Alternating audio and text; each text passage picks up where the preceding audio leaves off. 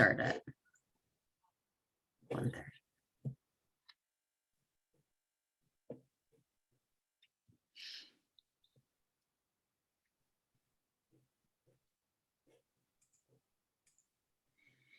So, hi everybody, we're here with the Indigenous Business Development Services Program and Sage Hill Community Futures. My name is Jessica Rorson, and I've been hired to coordinate these webinars.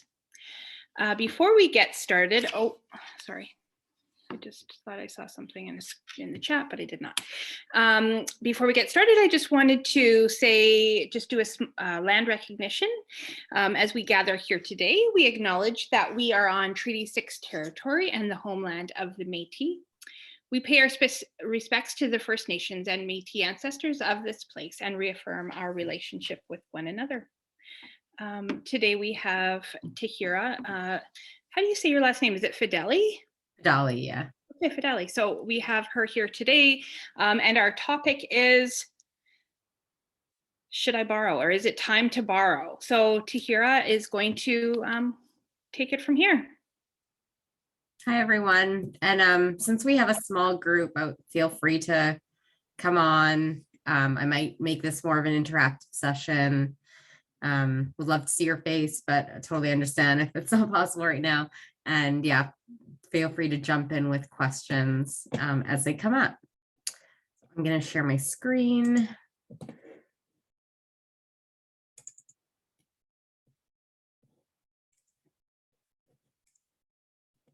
Can you see that, the presenter thing? Okay. Okay, so a little bit of a pivot. We're going to talk about, is it time for financing in my business? Because I wanted to encompass more than just borrowing, what it means to actually get some sort of third-party money injection into your business, and what are the different options available to you. Yeah, so just wanted to do a land acknowledgement myself. So I would like to begin by acknowledging that I'm speaking to you from the traditional lands referred to as Treaty 6 territory. And I think acknowledgement of land is especially important for these talks as we talk about money, which is a currency of capitalism. I want to acknowledge that these systems were built on social injustice and unequal access to money and capital. And I'm sure because of the nature of this, the people from this organization, they're a group of individuals that believe in a more just society.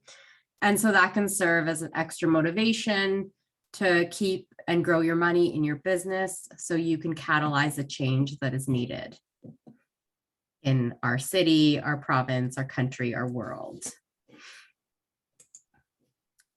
So my name is Tahira, and I'll be your facilitator for this workshop.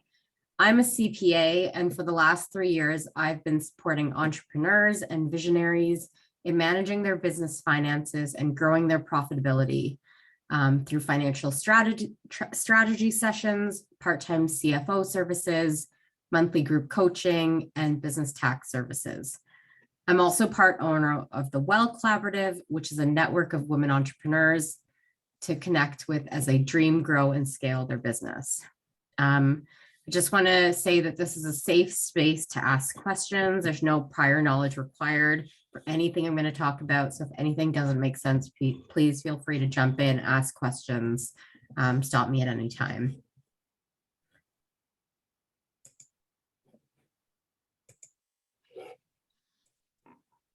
Okay, so yeah, today's topic, is it time for third-party financing in my business? So most businesses cannot fully realize their full revenue potential without some sort of injection of cash up front, right? There are some businesses that can purely grow through their sales revenue, but I'm sure you're probably here because that might not be the case for you. And that's not the case for most businesses. That's why there's a lot of money in investing in businesses, right? That's why there's the existence of the stock market, for that reason, that companies need money up front before they can grow. It might be to hire people so that you're not burning out yourself trying to grow your business, buying equipment to scale your services. So if you're approaching this problem and you want to grow your business, it's time to start thinking about third-party financing. And even maybe if you're not even there yet, it's always good to start thinking about this and being prepared for maybe a year out when you think, you know, I'm good right now. I can kind of manage the growth, but you know, if I want to get to X, that probably means in the next 2 years, I'm going to run out of cash and I need some cash. And it's really good to be as prepared as possible. So even if you're not there in your business, it's good to think about the future. You want to be ahead of this. You don't want to start looking for money when you've run out of money. You want to start looking for money before that happens. So we're going to keep things simple in this workshop and just cover the really basics instead of, I don't want to overload anyone with information. Just focus on basic concepts that might spark you to get curious. You know, this presentation isn't for you to become an expert on how to finance businesses. It's for you to think about your own business and get curious at what's possible for your business. And then try to figure out what one next step would be for you to get more information or to follow a route to take one step further to maybe getting some money into your business. So I love this quote. We use it a lot in my house. A dollar borrowed is a dollar earned, right? So this is why we might want to take money from someone else to grow our business, because that money might double or triple, and then therefore pay ourselves, pay other people. So we're kind of taking money to make more money, right? That's why we're in business. So it's just a good thing to think about. And it's like, you know, if you're thinking of, okay, I want to grow my business, I need some money. It's like, and then thinking about, okay, but I just want to make sure that I'm going to grow above the money that I'm going to earn a return.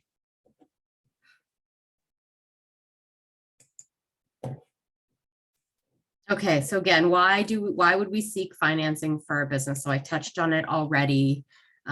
It will fuel the growth for your business that you might need, right? So you might be sitting at a point where you can only earn so much revenue. You can only have so many customers or sales with maybe just yourself. And in order to serve more customers, scale in any way possible, you might have to invest, right? You might need to buy more inventory. So that would be working capital. You might need to invest in some technology or equipment that can make your product for cheaper or make more of something. So that would be investing in capital. Maybe there's some technology out there that you need. Or you might just need people to scale. So that's another reason why you might need cash up front. You might have to start paying people, but it might take a few months before the revenue follows. So therefore you might need cash up front before actually seeing that growth.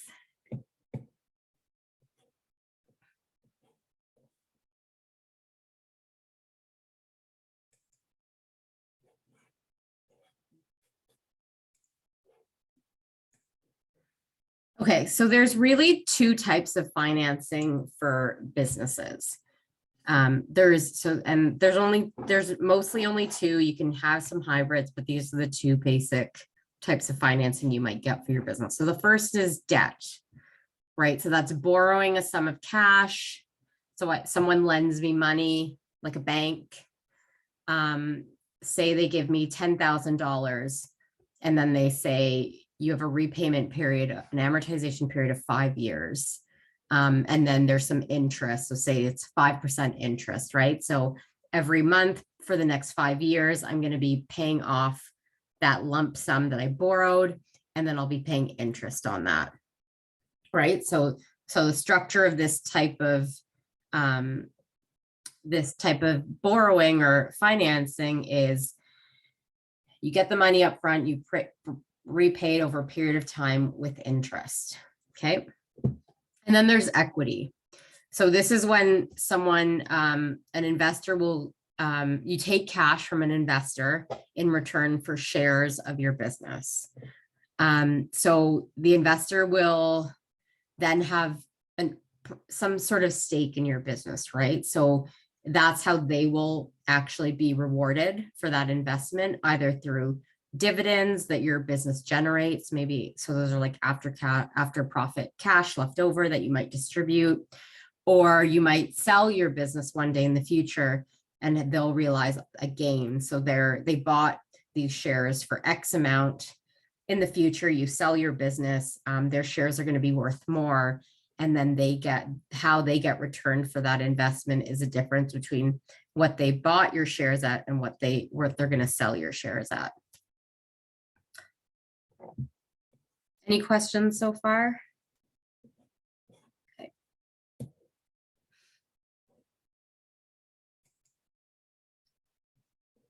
So who can provide financing? So, the first place we often look is banks or credit unions, wherever we do our banking from. It's a great place to start. And, even if they can't give us a bank loan, they might be able to give us a line of credit, an overdraft. Those can help. There's government grants out there, or there's a lot of community entrepreneurship organizations, that provide other grants or loans. And then when we think about, okay, who would maybe take equity in our business and give us cash that way, a lot of people usually start with family and friends, angel investors, and then you might get, then once you're going for bigger sums of money, that's when you might go to some institutional investors. So those are like your venture capital firms that might buy a big stake in your company for a large amount of money.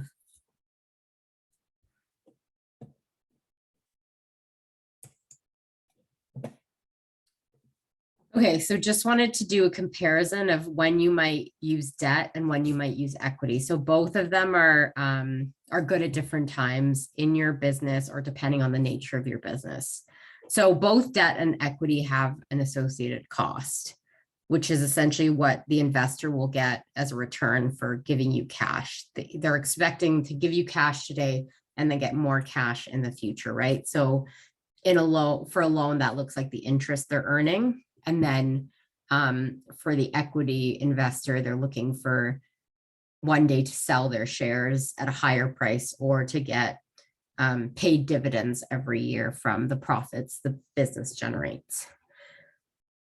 So from an investor point of view, debt is less risky because in a debt vehicle, usually, like, say if you think of a mortgage, right, which is a personal loan, but same thing, you're using your house as to secure that loan. So usually loans are secured against, usually when you even get a business loan to your corporation, you're probably personally securing it.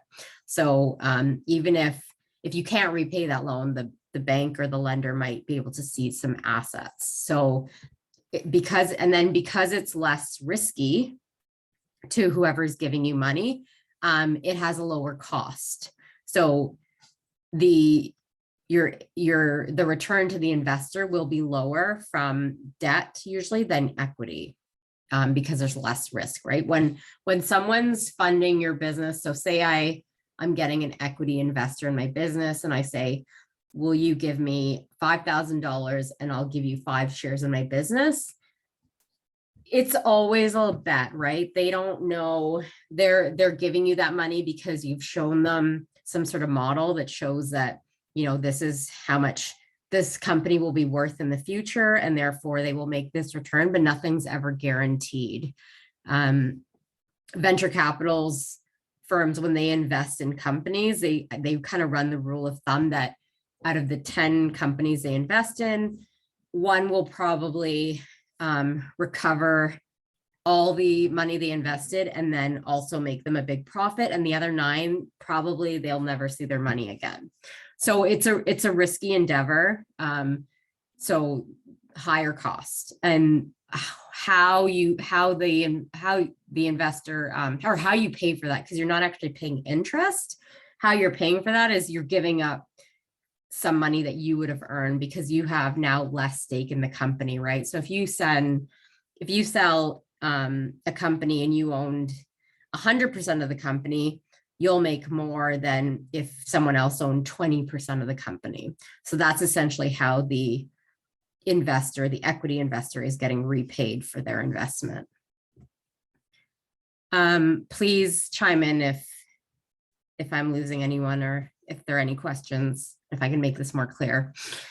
And then again, issuing equity gives someone else ownership and maybe control over your business, right? So if you don't necessarily want someone else to have a say in your business, then you're not gonna seek financing from equity. You're gonna try and get bank finance or a loan financing, because that person who gives you money for a loan has no say in your business. They don't own any shares in your business.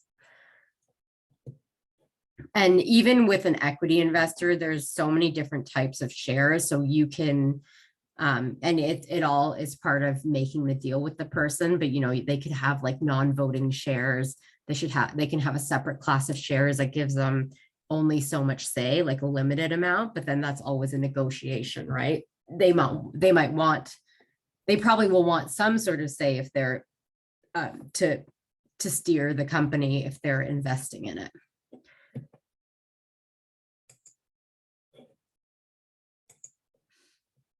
So based on what I said before, there is kind of a pecking order of where you go for financing, right? You would try to get debt financing first because it's cheaper, because you still get 100% ownership and control of your business. That's where you normally start, and that's where business owners usually start, with debt. And then if that's not possible, or you've exceeded the amount of borrowing you can do, then you go to equity.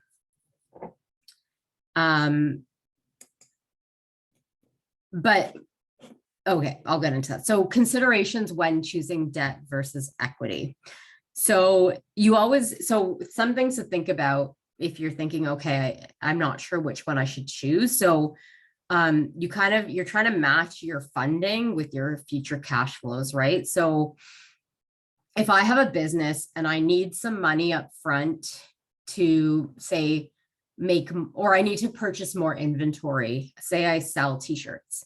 I need a loan. I need some money to just buy those t-shirts up front, and then I'll sell them, right? And if I know I'm going to sell them pretty quickly, I would probably just go for a loan, because that loan would probably want me to start repayments pretty quickly. And if my sales will come in pretty quickly and I can match the timing of the repayment with the timing of my cash flows for my business, then I would go for a loan.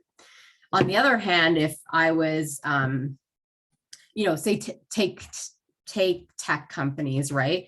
A lot of them go for equity right away for a few reasons, but a lot of it is they might spend 2 to 3 years in just investing in the technology and their research and development and developing an app. So it might be 3 years before they ever see any sales.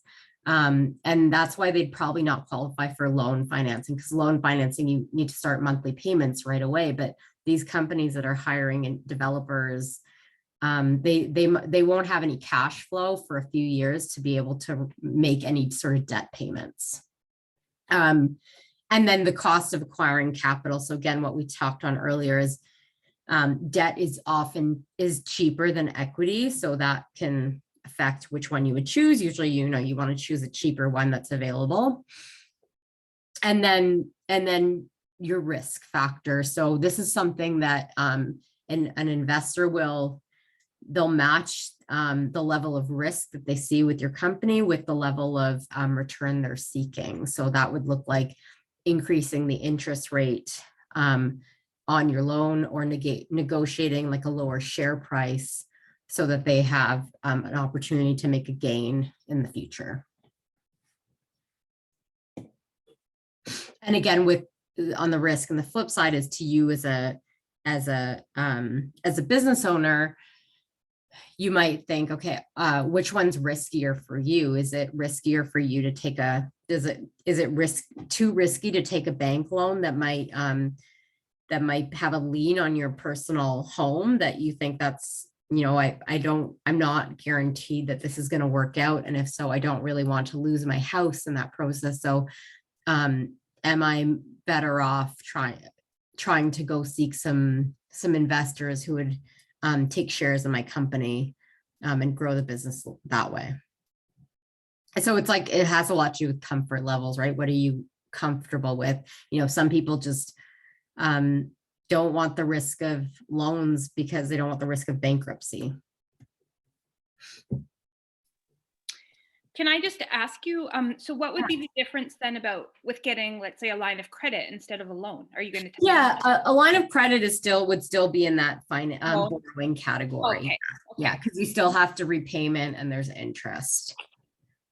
Would it be smarter, do you think, to go that route versus a loan that has a fixed term? Yeah, I think definitely when you're starting out, because you don't have to, that line of credit is open and there's no repayment. It's just there's higher interest, right? So if you know that you can repay it and get a lower interest, then you might want to go that way. But if you're not sure, like you think, well, it might take me about a year before I can potentially pay that off, then yeah, you probably go for a line of credit if you qualify before getting an investor and getting equity financing. And would you suggest that you do this in your business name or like just personal? You usually have to do it in your business. But I have seen some people that take a personal line of credit. So if it's possible, then yeah, because there is a legal part that separates you from your corporation, but usually as an owner, you're most likely putting some personal guarantee on those borrowings anyway. Well, and it's hard because as a self-employed person, you have to be self-employed for X number of years before you can borrow and those things. So that makes it hard too, because if you're a startup, you're limited as to who will lend to you. Totally. Yeah. And I'm going to come to that. But that's, that's a good point, that's why people might go for equity right away. Cause you just don't qualify for loans sometimes if you don't have enough history in your business. Mm-hmm. Okay. Thanks, Jessica. Yeah. Okay. So why you might choose debt financing. So, you can qualify because there's some sort of like the banks can tolerate the risk of lending to you, right? Your business might have prior financial track record. You can personally guarantee the loan you're taking. Those are most likely why you get a loan from a bank. So again, timing, your future cash flows allows for repayment of principal and interest. So it's not going to take you years to potentially be able to start paying it off. And then control, you don't want to give up ownership or control of your business.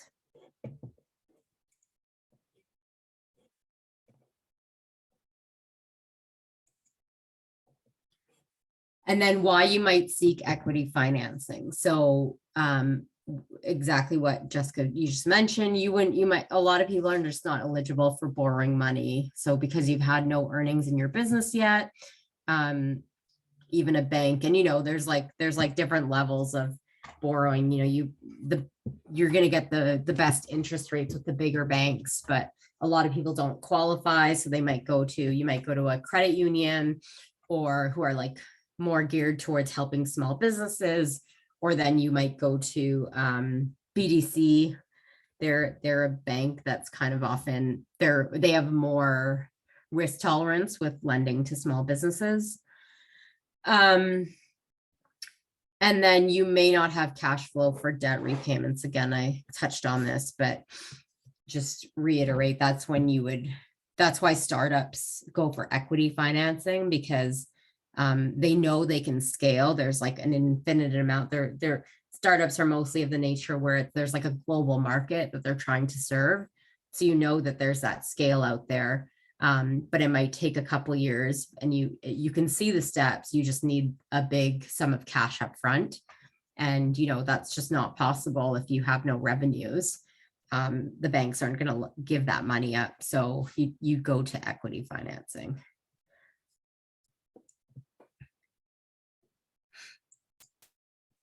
Okay. And what you need to seek financing, right? You might have already talked to your banks. Maybe you've looked at some loan applications for some of the organizations that give out loans, but most of them at the very basic level, they'll need to see your business plan So sometimes that could be like a pitch deck or just like some like BDC. I know BDC has a template on their website. It's pretty comprehensive. So anyone who's going to give you money is going to want to see some sort of business plan.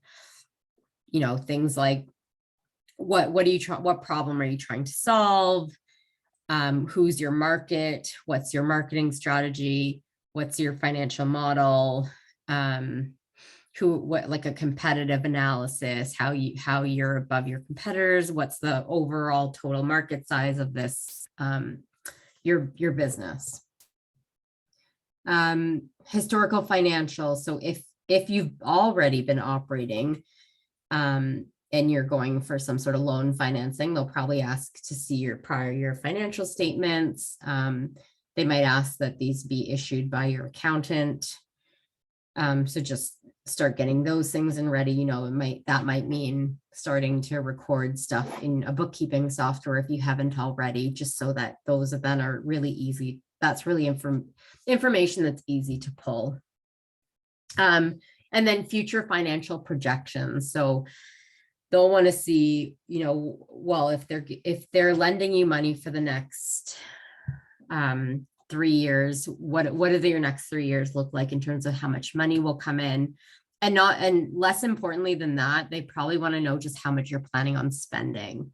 They'll want to know that whatever they're giving you will be enough to get you to a point where you can start generating revenue, right? So having a clear projection, but also actually showing what's the breakdown of, say you're going for $100,000 loan, how are you going to spend that money and how is that going to cover everything you need? So that will probably be embedded in your business plan.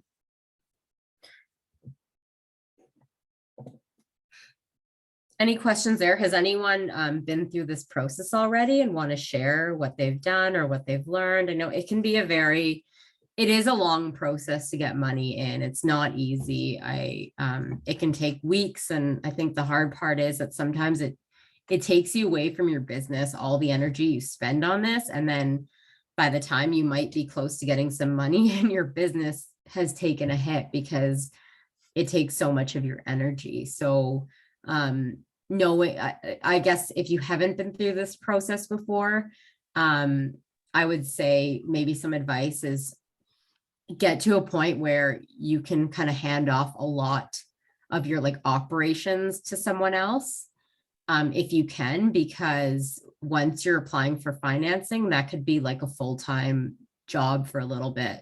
The banks, like anyone, the business plan takes a long time to do. Financial projections, you might get asked questions, you might have to make updates to them. Most organizations have probably a long loan application form. Finding grant funding can be a full-time job. So a lot of this takes a lot of time. So just if you know that it's going to be where you want to be in a year, I would definitely recommend just acknowledging that and getting ready for that to be the majority of where you might spend your time. I'm in the business planning portion of it, and we're looking at getting into indoor agriculture, basically. And what you're talking about with the financials is our next big step. And so planning our building has required projection costs and building costs and so many more things that you wouldn't necessarily think of if it wasn't for these classes. So I just wanted to say thank you for kind of putting this out here. And so far, this has been really good. Great. Thanks for sharing, Chantel. Are you looking through farm credit, Chantel? I'm not there yet. So that is, I think, something that we're going to be doing.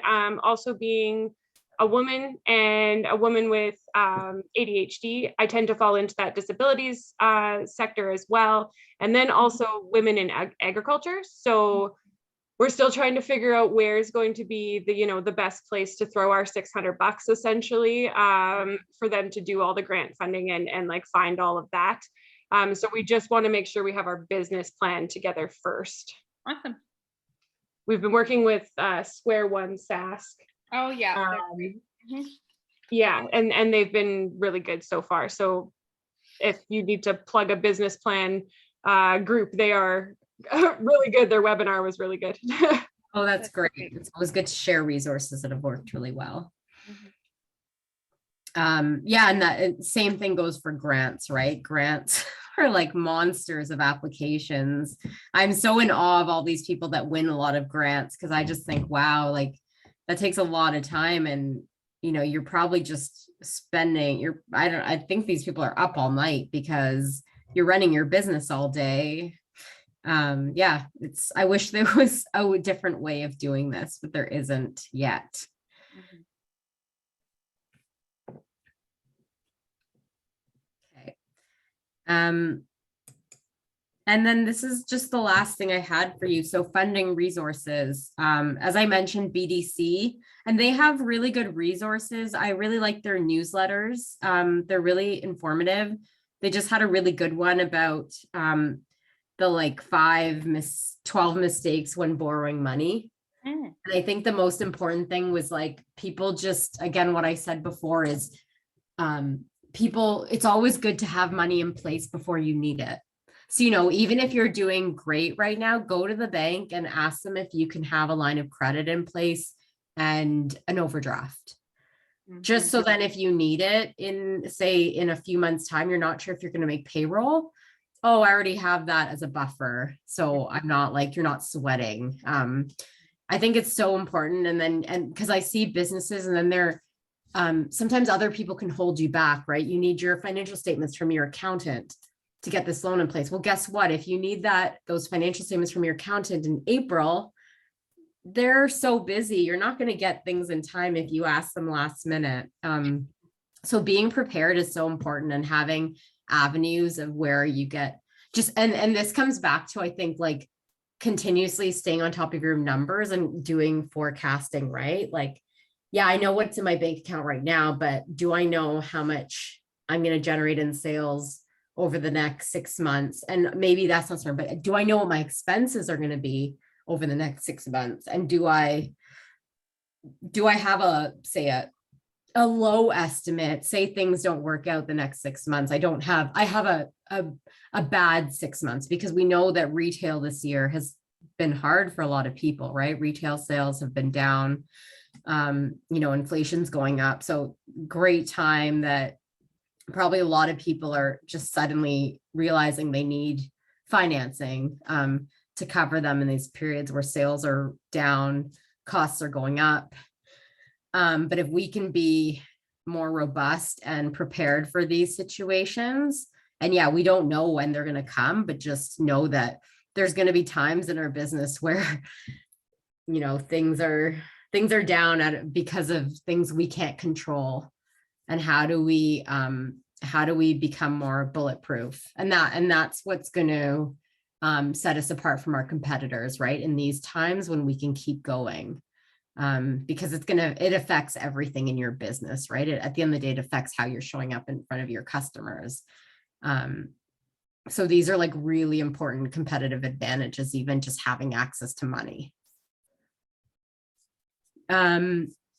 Yeah, so keep going down this list. So local entrepreneurship organizations, so WESC, great place to go for money. They do business loans for women, and I think they have like a higher risk tolerance than like your banks. The other cool thing I learned about WESC recently is the interest that you pay on those loans actually then it goes so that they can issue more loans. Like, it's a not-for-profit thing. So all the interest just goes towards financing more women entrepreneurs, which is really cool.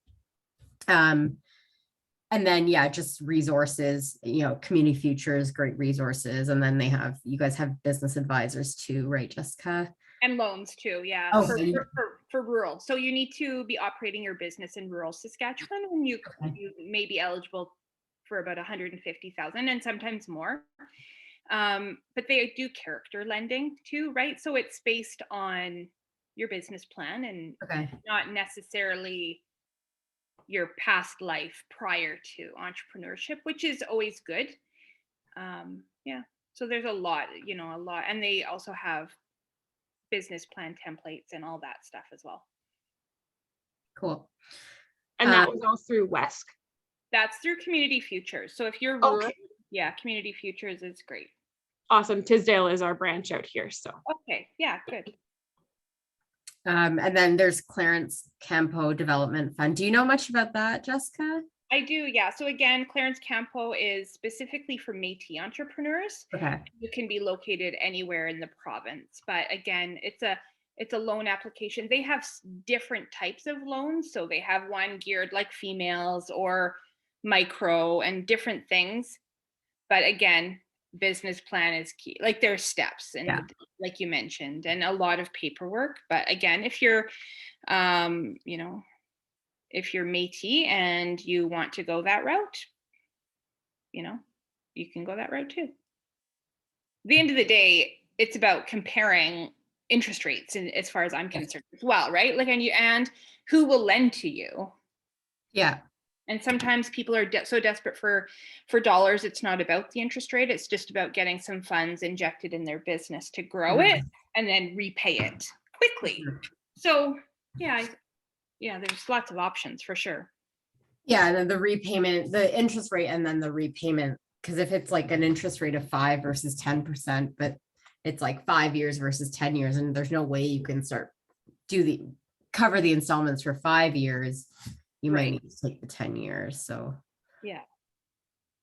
And then there's another cool organization that I'm involved with right now. They're called Startup TNT. And have you heard of them, Jessica? No.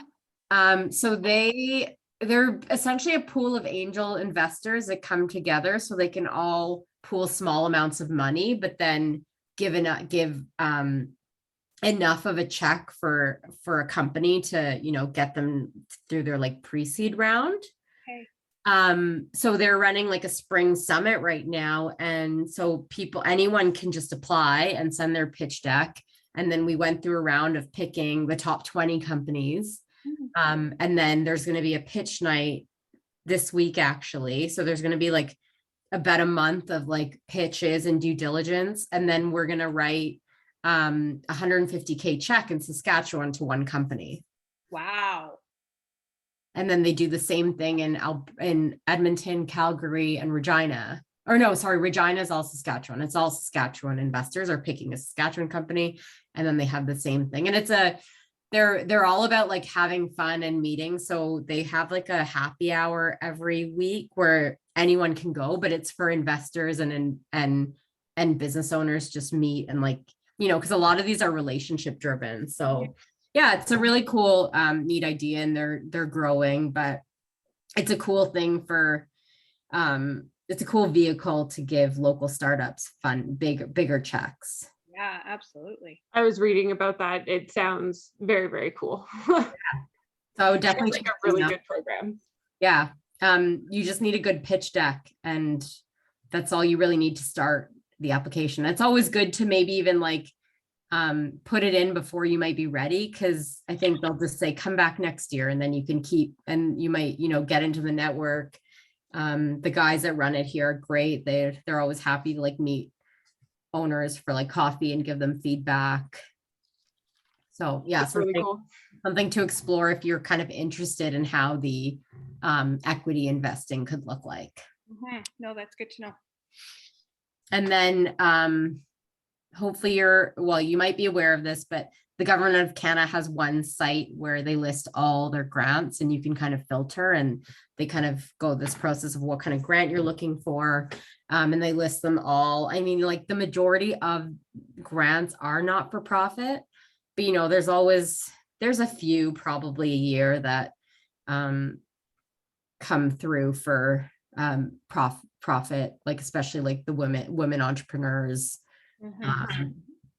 They just didn't, oh no, that's not for profit as well. And then I know there's some like other websites where you can pay a fee to get access to grants. And I don't know, I know there's one called Pocketed, and there's one called Amber Grants. I don't know how effective they are, but also just different sources. Like they might also have resources on their websites, even without like paying for their services. So yeah, does anyone else have any resources that they really have found useful that would like to share? Just under the same thing you were talking about, another one is farm grants. If you're looking more into the agriculture side of things, they just charge you like an upfront amount, and then they search through and filter through grants and help you fill them out and stuff. Oh, Cool. they help you even fill them out. Oh, that's good. Who is it? Is it like a government initiative? I believe it's in partner with, Okay. but it's just farmgrants.ca. Okay. Yeah, that's good to know.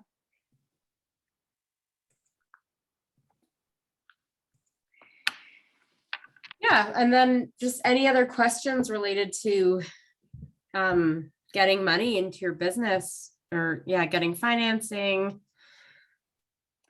Obviously, like, is it always better to hear it to borrow too much instead of having to then ask for more later? Yeah,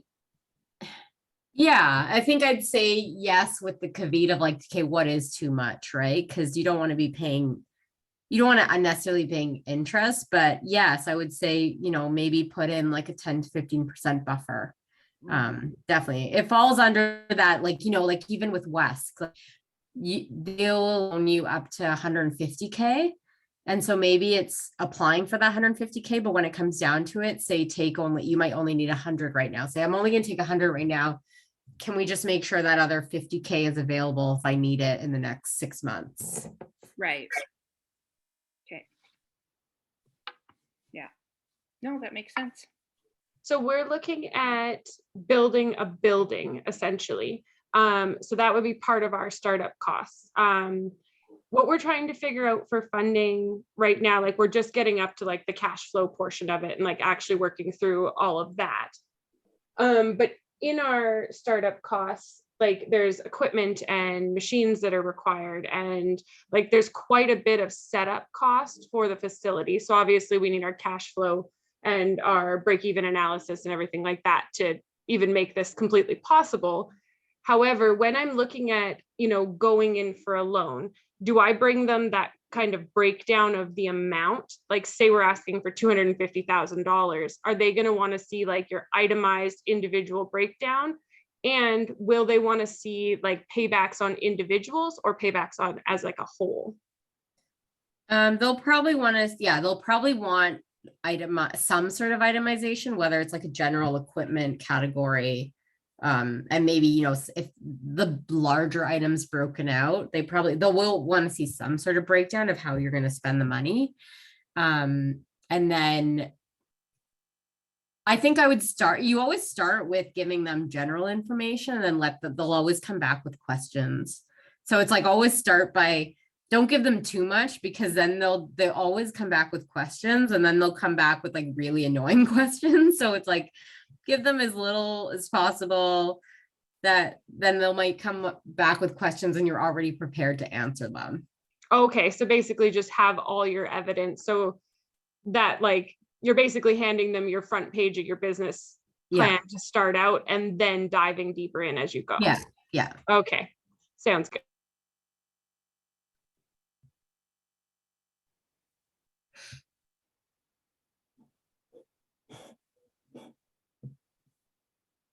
I think this is great to hear. I think that's great information.